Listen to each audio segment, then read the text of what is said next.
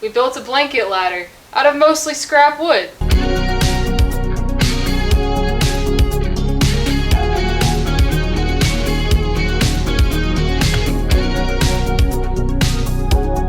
Here's a little secret.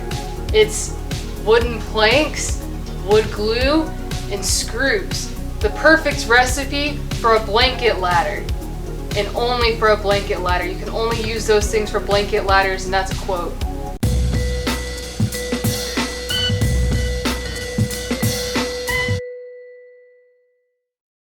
So here's the deal with me wanting to make this. I wanted to make it a few weeks ago when my new roommates moved in.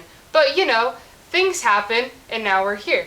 I have a bunch of blankets that right now I just kind of drape them over my couch and chairs and stuff. And like it adds a lot of character, but not exactly the ones that I want to portray. So I really wanted this blanket ladder. Now I saw a lot of blanket ladders online ranging in different price points. There were a few that were like $20 and $30 but were like really cheaply made. The ones that I really liked were of course $300 and $400. And I said I can just build this myself. With that though, I had to be really careful because a few of them were just like 2x4 frames that just lean on your wall, but then I saw reviews where they leave marks on the wall. That's not what I wanted to do today. So there's different angles and stuff on here that make it a little bit more special, a little bit more unique. And I like it. I think it looks really cool. I like how it looks with blankets on it. I hope it suits me for the next, like, I don't know, rest of my life. There are many great mysteries in life, such as... Anyways, one of the greater mysteries in life is, I don't know what kind of species of wood this is, but we seem to have a large amount of it, so we paired it with oak to make a beautiful thing called a blanket ladder. That's it. First step is to cut the wood. We're going to cut strips, oak, unknown wood, and oak. Each strip is cut 62 inches long because 62 inches is the height of our blanket ladder. Those boards are then cut into 1.5 inch strips. Those strips will all work together to make the rails of our ladder. How do you make a stripe and vertical piece? You glue it up. So let's glue. For our glue up jobs, we like to use Titebond 3 because Titebond 3 dries to be waterproof. We live in a swamp, so you do the math. After the glue is applied to our oak and unknown wood, we put on lots of clamps. Lots and lots of clamps. 8 hours later. The glue is dry, the clamps come off, and the clamps go back to their rack on the wall. Then it's time to sand the rails. We start with an 80 grit pad to take all the extra glue off, and then switch to a 120 grit pad to make it all nice and smooth for the stain. Now that we got the vertical figured out, we're going to cut out the rungs, the laterals, the things you climb on. But you shouldn't actually climb on, the things that the blankets are going to hang on. The 5 rungs for our blanket tower are 18 inches wide, 3 from unknown wood, 2 from oak. And each rung is ripped 2 inches wide on the table saw so that, you know, they'll all be the same width and they'll look decent. Now that you see the behind the scenes of the ladder, you will see how it is fastened. Now most people when they create a ladder, blanket or otherwise, will use real ladder fastenings. We're using pocket holes. Some people think that's cheap in a negative way. I think that it's cheap in a positive way because it's easier. So watch me do it. It's true, we are not fancy people. But there's another good reason to use pocket screws for this application. We can remove them anytime we want. That means we can break down the blanket ladder anytime we want.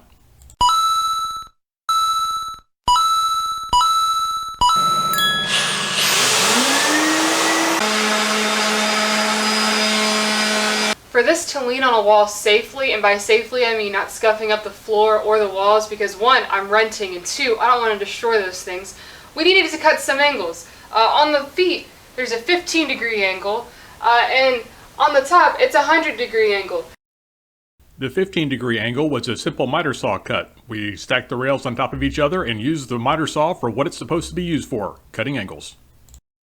The 100 angle degree cut required a little more creativity.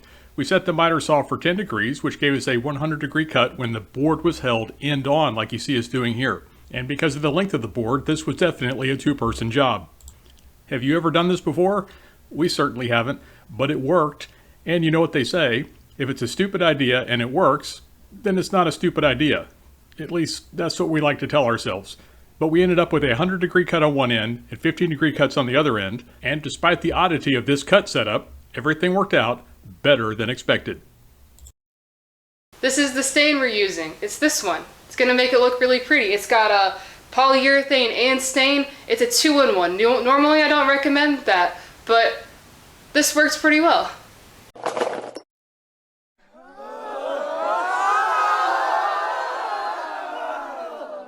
Five minutes later.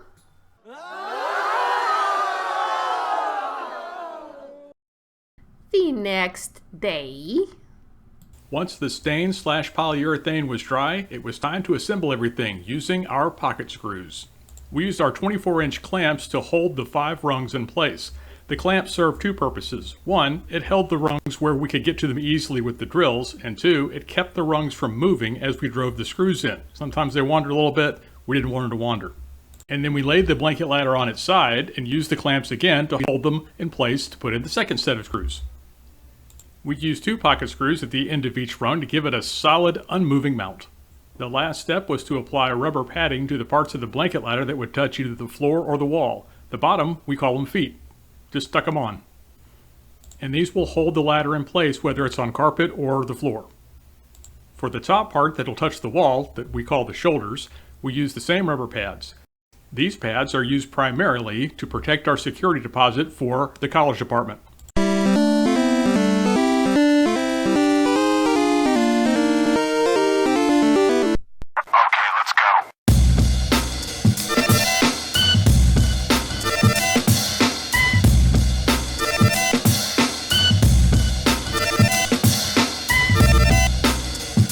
That's it. That's the build. Built a nice ladder. Reminder, don't climb on it. Another reminder, if you would like to recreate something like this after watching this video, please send us pictures. It makes me so happy. Also use scraps, because we build stuff out of scraps. We want to see what you build out of scraps because scraps are good. Never throw away your wood. Recycle. Thanks to our patrons, you help us do stuff like this. I know this is a simple project, but you helped and we appreciate it. So that's the latest project. It's about to go off to school. This isn't going to live here at all. She's going to take it away.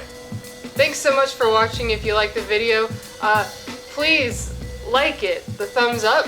And if you would like to see more of this stuff, subscribe, maybe hit the bell. But this is really cool, and I'm actually really, really proud and happy with it. See you next time. Goodbye.